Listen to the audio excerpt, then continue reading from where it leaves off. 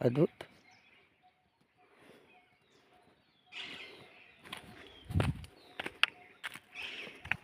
अभी हम सर्वभंग मुनि आश्रम में ब्रह्म वेदी है यहाँ, तो वहाँ दर्शन करने जा रहा हूँ जंगल में।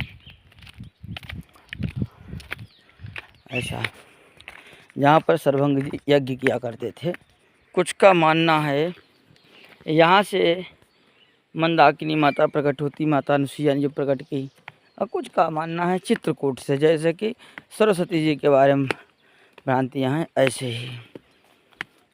और आइए अब हम चलते हैं। किधर है ब्रह्म वेदी? वेदी ढूंढना पड़ेगा, तो रास्ता भी नहीं कहीं है सही से। और ये है ब्रह्म कुंड।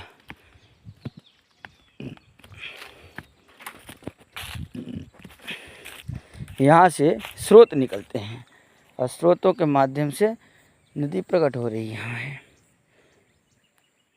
ये देखो,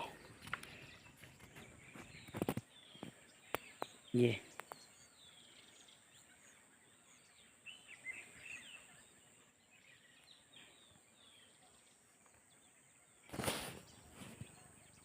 तो अभी जो हमारे पास तीर्थों का जल है, कुछ इसमें मिलाएंगे और कुछ इसका भरेंगे। देखो ये हो गया।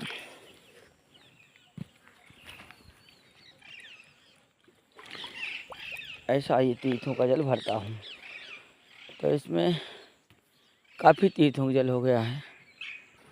इतनी सारी मधुमक्खी जल पी रही, इतना मीठा जल है यहाँ पर। ऐसा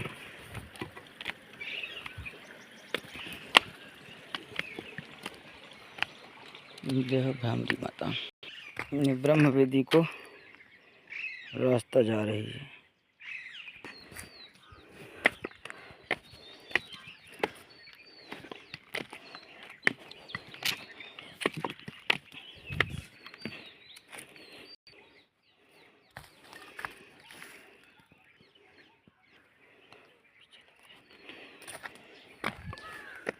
ये पुराने समय के टूटे हुए अवशेष हैं मंदिरों के।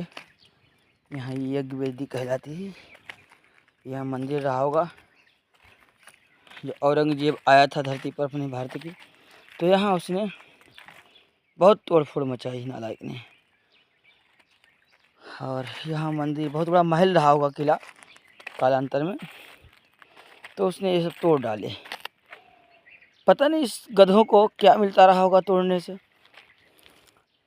जिस गजनी के बारे में बड़ा हल्ला मचाया था, बहुत बड़ा धनी मानी शहर था, तो उसका रेगिस्तान है, मिट्टी का घर है, टूट गया दूसरे का।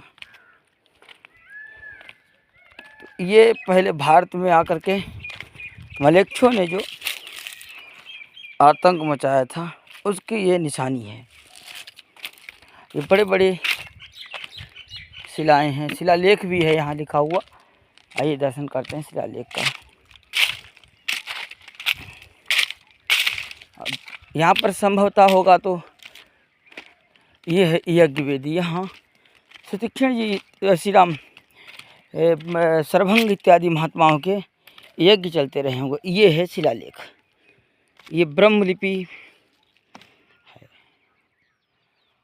और कुछ ऐसा लग रहा है जैसे नक्शा हो, नक्शा नहीं, ये शिलालेख है, इसे बोलते शिलालेख।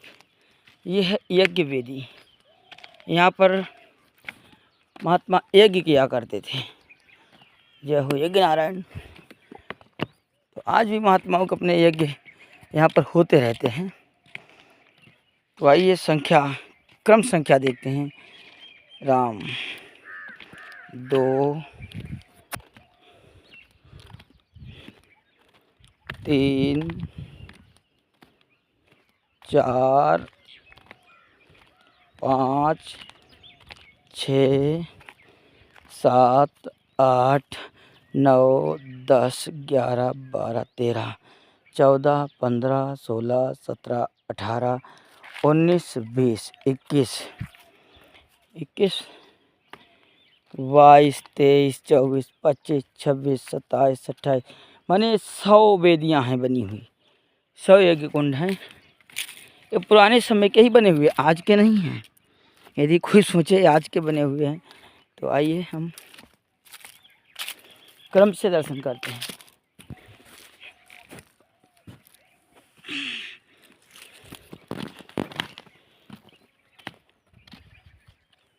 भगवान यहाँ आकर श्री सर्वभंग जी का उद्धार करके आगे चलते हैं तो रास्ते महात्मा मिलते हैं। महात्मा बताते सरकार यहाँ निशाचरों ने समस्त महात्माओं को खाया है। जैसे इन मलेच्छों ने यहाँ तोड़ फोड़ मचाई, ऐसे ही मलेच्छ माने विपरीत कर्म करने वाले, तो ऐसे ही भगवान हम सबका भी उद्धार हो महात्माओं का। तो भगवान आगे हम जाएंगे आज सिद्धाश्रम, तो उसे बोलते सिद्धों का क्षेत्र। तो वहाँ अस्थियाँ भगवान अस्थि समूह रघुनाथ दिखाए। तो भगवान ने जैसे अस्थि समूह देखी, अरण्यकांड में बताती है। तो कहा ये सब क्या पहाड़ है? महात्माओं ने कहा महाराज यहाँ निशाचरों ने महात्माओं को बाल भोग नाश्ता किया है और ये सब। तो भगवान के नेत्र भर आए। अब लोग कहते हैं भगवान ने रावण को क्यों मारा, निशाचरों को क्यों मारा? इसका एक तो लीला काल में यही उदाहरण मिलता है, यूँ मारा भगवान ने। तो भगवान ने क्या किया, सभी निशाचरों के मारने के लिए भुज निश्चर मही की श्याम निश्चरहीन करऊँ में पन उठाई अवतीन। ऐसा भुजा उठा करके भगवान ने प्रण किया और कहा आज से धरती को मैं निशाचरहीन कर दूंगा और ये निशाचर जहाँ जहाँ होंगे वहाँ नहीं छोड़ूंगा उन्हें। तो भगवान ने श्री जानकी माता को निमित्त बना करके और फिर निशाचरों को से हीन धरती की। तो धरती को हीन करना चाह रहे थे, कुछ तो ऐसे थे मरेंगे ही नहीं, हनुमान जी जैसे अमर हैं। तो कई बार ऐसी विनय पत्रिका और कवितावली में वर्ण तुलसीदास जी ने वर्णन किया है कि महाराज कि निश्चरहीन करऊँ मही भुज उठाई पनकीन। तो कैसे सही होगा आपका?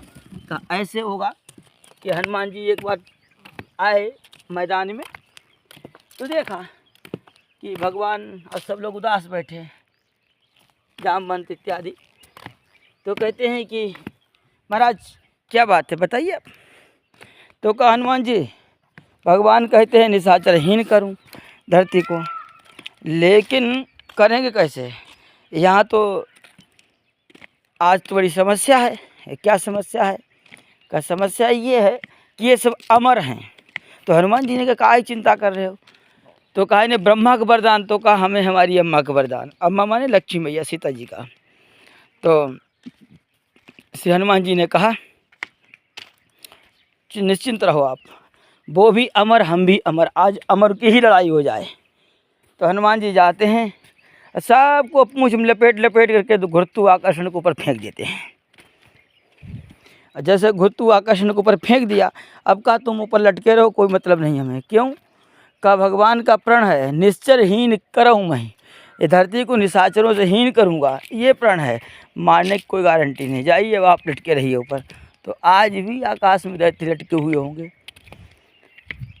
फिर ऐसे कई बड़े विचित्र विचित्र अद्भुत अद्भुत वर्णन आते विनय पत्रिका में और उसमें कवितावली में। तो ऐसे ही है, भगवान ने इसलिए जीवों को एक के उद्धार के लिए, और ये जितने भी निशाचर हैं सब श्रापित हैं किसी न किसी महात्मा के। कोई देवता है, कोई गंधर्व है, कोई यक्ष है, कोई किन्नर है इत्यादि। इन सब को उद्धार करने के लिए भगवान ने कहा, इन्होंने आतंक मचाया तो भगवान ने कहा चिंता ना करो और हम तुम्हारा उद्धार करेंगे। तो भगवान ने यहाँ पर प्रण किया और आगे सिद्धों में जा कर के प्रण करते हैं। सुतीक्षण जी रास्ते में पड़ते हैं, उनके दर्शन करते हैं। सुतीक्षण जी महाराज भगवान के को वाल्मीकि जी के पास ले जाते हैं, गुरुदेव के पास।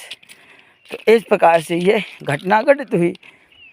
बढ़ा चढ़ा के तो कुछ भी बोला जा सकता है, परंतु सत्य अवस्थतः घटना यही घटित हुई। तो यह यज्ञ वेदी, यहाँ पर महात्मा यज्ञ किया करते थे। अभी त्रेता काल का समय हम कहें है नहीं, ज़्यादा नहीं तो कम से कम यज्ञ कुंड तो पुराने ही लग रहे हैं और फिर दर पीढ़ी दर चलता रहा है। तो जो कोई हुआ वो संभालता रहा। अब आधुनिक समय में कोई देखने वाला नहीं, क्योंकि हर जगह तो वन विभाग अपना कब्जा जमाए बैठा है। महात्मा जाएँ तो कहाँ जाएँ? तो इसलिए महात्मा भी सोचते अब क्यों हम मेहनत करें फालतू में, जब रहने को नहीं मिलने वाला है। जहाँ देखो वहाँ वन विभाग पैसा वालों से लकड़ी लेकर खूब कटाते हैं। और महात्मा ने लकड़ी पेड़ से काट ली यज्ञ करने के लिए तो बहुत बड़ा अपराध है। तो ये है नीति भारत सरकार की, और इसे नीति कहें कुनीति कहें, क्या कहें, कुछ समझ में नहीं आ रहा है। दुर्भाग्य है राष्ट्र का कि ऐसी स्थितियां आ रही जो यज्ञ करने के लिए भी सोचना पड़ता है। पहले ग्रस्त जाते थे महात्माओं के पास, महाराज यज्ञ कराइए, और आज महात्मा जाते हैं ग्रस्तों के, भैया यज्ञ करा लीजिए, क्यों, सबका कल्याण हो जाए। तो वो कहते हैं हमने ठेका ले रखा क्या। तो ये सब लीलाएं भगवान की विचित्र हैं। तो इसीलिए हम तो कहते हैं, हमारे गुरुजी कहते हैं, भैया नहीं यज्ञ कराने की लकड़ी मिल रही है, मत यज्ञ करो, परंतु नाम यज्ञ करो। अब जगह जगह जाओ, सब जगह से मिलो, सभी से कीर्तन करो, और 1 घंटा 2 घंटा का नियम बना दो सबका कि भैया आप लोग कीर्तन करेंगे। जय श्री बद्री विशाल। तो ये रहा, हमने आपको दर्शन कराए शलभंग मुनि महाराज के यज्ञ की, और इसके पश्चात अब चलते हैं आगे, सुतीक्षण जी के दर्शन करेंगे। ये देखो कलाकृतियाँ बनी हुई हैं पत्थरों में, अद्भुत अद्भुत। ये सब यज्ञ के ही निशान अवशेष हैं। ऐसा सुतीक्षण जी महाराज, ये माने कालांतर में बहुत भव्य यज्ञशाला रहा होगा।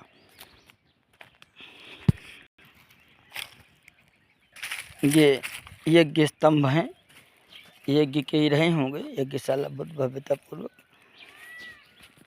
देखो कभी कोई पूछता है कि महाराज जी आप वीडियो बनाते हैं ऐसा, देखो भैया मैं कोई कैमरा वाला नहीं हूँ, हमें जैसा आता वैसा बना देता हूँ, और मुझे उतना अच्छा करना भी ये सब नहीं आता है। बस ये है इसका प्रयोग, जो 2-1 लोगों ने इसमें पैसे डाले थे उनका माध्यम से सबको दर्शन हो जा रहे हैं। तो ये सुतीक्षण जी के, श्री शलभंग जी महाराज के यज्ञ कुंड के हमने दर्शन किए। चले आगे बढ़ते हैं। जय बद्री विशाल।